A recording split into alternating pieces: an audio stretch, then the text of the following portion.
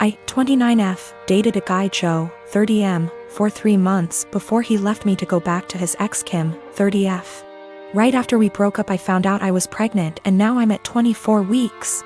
I let him know and he was ecstatic. Turns out his girlfriend had fertility issues and would likely never be able to get pregnant naturally, and he has always wanted to be a father. Getting back together was out of the question for both of us, so he's still with his girlfriend.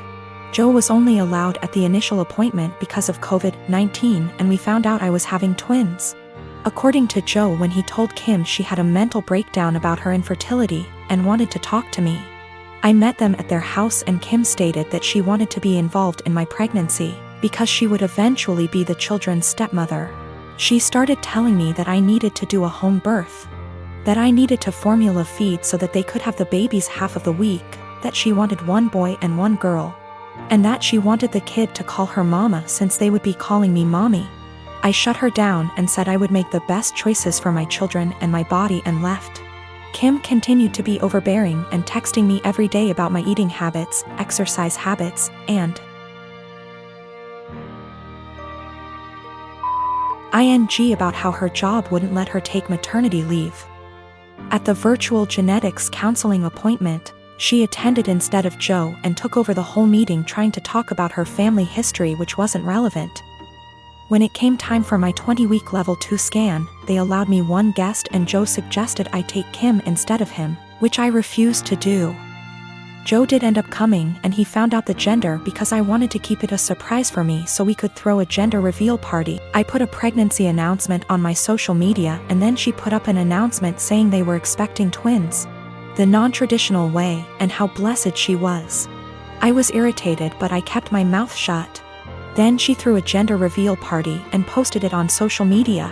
I wasn't even invited. She also announced that she's having a baby shower. I commented on her posts and told her to stop treating me like a surrogate, that the kids weren't hers, and that Joe didn't have any claim or custody of the kids until they are born. I then called Joe and reiterated all of this and stated that I would not be seeing either of them until we went to family court, and that my mother would be my birthing partner. He and Kim and some of her friends and family are saying I'm an asshole, and her mother even called and insisted I give her one of my babies. Like, this is the Parent Trap? I'm definitely getting a lawyer ASAP.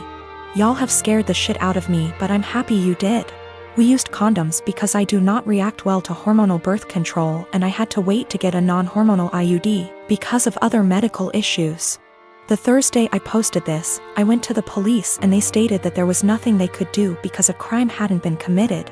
In my state, orders of protection are criminal or family, so I was able to get one against Joe. On Friday, I did get a lawyer and they let me know in my state there was nothing I could do as far as custody before the babies are born. So I will be leaving my state soon to ensure that this isn't my baby's home state and I can't be charged with anything. Kim came to my job, damaged my car, and broke a bunch of office windows. I work with kids, so she was arrested for not just the criminal damage and trespassing but also child endangerment, so hopefully that works in my favor.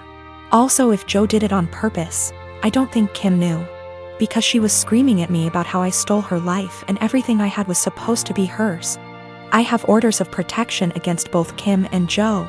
I left the state anyway and Joe and Kim started harassing me again because there's no legal jurisdiction when you leave the state. But I have enough evidence that I was able to press charges in my current state as well and will be pursuing a restraining order here. I am a 36 years old female, and I have always been into jewelry. I used to own a variety of jewelry sets, but due to unfortunate circumstances, most of them had to go so I could afford rent after I lost my job. My husband never got lucky to land a job since 2013. Thankfully now I have a stable job that gets us by from month to month. I also kept one set of jewelry which is the most valuable, whether momentarily and / or sentimentally, since it's part of family heirloom. The set includes a pair of earrings, a bracelet and a necklace. All gold material, and again they are worth decent amount of money. My brother-in-law has been with then-girlfriend for 10 years and they recently got married. It was a huge deal for the family. My husband wanted to get them a decent wedding gift and tried borrowing money from friends and neighbors but got turned down. He kept stressing out about it for weeks, and just the other day, The wedding was days prior and the groom and bride are off to their honeymoon. I discovered that my jewelry set was gone. I freaked after my husband nonchalantly said he gifted it to his brother's wife as a wedding gift. I was fuming. I asked how could he, and he replied that he had no money and nothing of value to give the newlyweds, and besides that set has been sitting in the closet since July 2019 and I never wore any piece of it, so he figured I'd forgotten about it, but he said he'll figure a way to pay me, or get me a similar one once he starts working, but I very loudly told him absolutely not and gave him 3 days. Just 3 days to return the set or I'll stop paying for everything in the apartment. He looked puzzled like he couldn't believe I was serious. He said he doesn't want to cause an issue, but I said it's already there, and if he doesn't want issues all he has to do is contact his brother or his wife and retrieve the set or go get it himself. He tried to twist the argument and offer the same solutions as mentioned above, but I refused. I said I just want my set back and he has 3 days only. He kept talking about how tasteless and disrespectful it'd be for him to retrieve a wedding gift, and said this will damage his relationship with his brother and family, and also how impossible it was to retrieve the set in 3 days, when the couple are on their honeymoon in another country.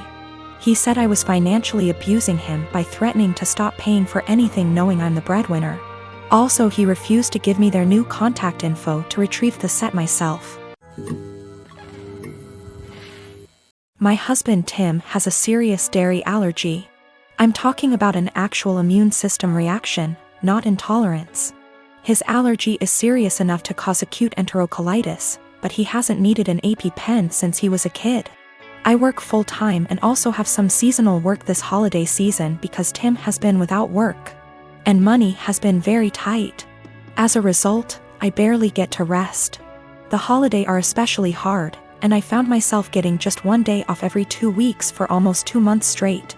As you can imagine, that day off means the universe to me.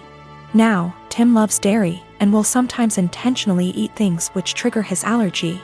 Lately, it's gotten out of hand, with him going from one risky meal every 4 to 6 months, to every 2 or so weeks. In fact, it always seemed to coincidentally line up with my time off, and I found myself spending my 1 day taking care of him. Last week, I finally asked him if he was intentionally timing it to line up with my day off. I fully expected him to say no, but he admitted that he was doing it to make sure that he'd have a nurse, and so he'd have someone close by in case he had an especially adverse reaction and needed a hospital. I was livid, and told him that he was selfish, robbing me of my rest. I said that if he made himself sick again, I wouldn't take care of him. I'm exhausted and I need to decompress. He didn't say much, so I thought he'd heard me. Fast forward to Friday night. I get home from work, and a few minutes in, Tim gets a pizza delivered. I ask him why, when I'm making dinner, and he shrugs. I ask if a large garlic Alfredo pizza is worth the pain, and remind him that I won't be giving up my rest day again. He smirks and eats an entire slice while grinning at me. I left it at that and went back to my dinner. Predictably, he got sick, profusely vomiting, retching and groaning from the intense cramping and diarrhea. I slept in the guest room to get away from the sound and smell. He called for me several times and I repeatedly told him no. Hours later, he was still sick and woke me up at the crack of dawn to go get him Pedialyte and meds because he was very dehydrated and still in pain. I told him to order it in and asked him to get out and let me sleep. He was still whimpering when I eventually got up to shower and eat. Again, I did nothing to help or comfort him. By evening, he was sulking, and by morning when I had to work, he was enraged. He yelled, and by the end of the day he told our friends and family that he nearly died and I neglected him. His family accused me of passively trying to kill him. His mom called, shouting that he could have had a life-threatening reaction due to my petty actions, and that I'm a shit wife for not minding his health. I'm starting to feel guilty because she's right and he could have been seriously hurt. When I was a teenager, my dad bought me a classic 1972 Ford Bronco. It was my true passion, and I don't recall a memory from high school that somehow doesn't involve that truck. Plus, my dad and I would spend hours and hours working on it together, and we went through that especially father/son rough patch. When I was teenager, it was always that Bronco that brought us back together. I made a huge mistake and sold the truck when I turned 19, and my dad died of a heart attack 2 months later, so while not logical, I've always felt a karmic connection between the two events. We had a baby in early February. She is our first and the light of my life. My wife is doing well, but she's back at work and she's realized that she hates all the daycares we've tried and really wants to be a stay-at-home mom, and plus she's still very hormonal from delivery. Lack of sleep and breastfeeding, so she's having a rough time and is angry a lot. I guess I need to say this. 2 weeks ago I was driving through our town's warehouse district and saw a Bronco that was pretty beat up but resembled mine. I stopped just for nostalgia's sake and the owner came out and let me take a look inside. My dad and I had glued a wheat penny under the dash as sort of security measure, so I just sort of checked, and goddamned if it wasn't my Bronco. I asked him if he'd ever consider selling it. He said actually someone was on I-25 as we spoke from Colorado to buy it for $21,000. I freaked out and asked him if I could buy it right then and there for $23,000. He said if I could come up with the cash, yes. I had been procrastinating setting up a 529, so I had $12,000 in savings that my wife's parents had given us. I maxed out my credit card to Venmo and my mom bought down a check for $4,000 and I drove away in my old car. It was like a dream come true. Like a literal dream come true. It needs a lot of work I can't afford right now, but it's mine. Like in my driveway, mine. Again. I can't even describe what a joy this is. My wife and her parents are furious with me. They feel I was deceptive, that a real man would have sacrificed anything and everything so my wife could go stay at home with his kids, and that's setting aside that they gave us the money for a college fund. My point is my daughter is only 6 months old, we have 18 years to set up a college fund of her. But this Bronco means everything to me, and if I wouldn't have acted it would have been gone forever. Now it can be that same connection between me and my kids. To me it's the literal meaning of happiness. I talked with my mom and she is basically going to buy the Bronco from me in order to refill the college fund and pay off the credit card. The $4,000 will be a gift and she's going to give me whatever I need to restore it. She's always been awesome to me and she's rather the money be spent now than wait for me and my sister's inheritance. I didn't tell my wife that my mom bailed me out and lied and said I found a buyer for the Bronco. I'll figure out how to cross that bridge when I get there, but my wife was so relieved that I had come to your senses. I don't want to disappoint her. It's going to take all my lying skills to pull this one off over the next few years.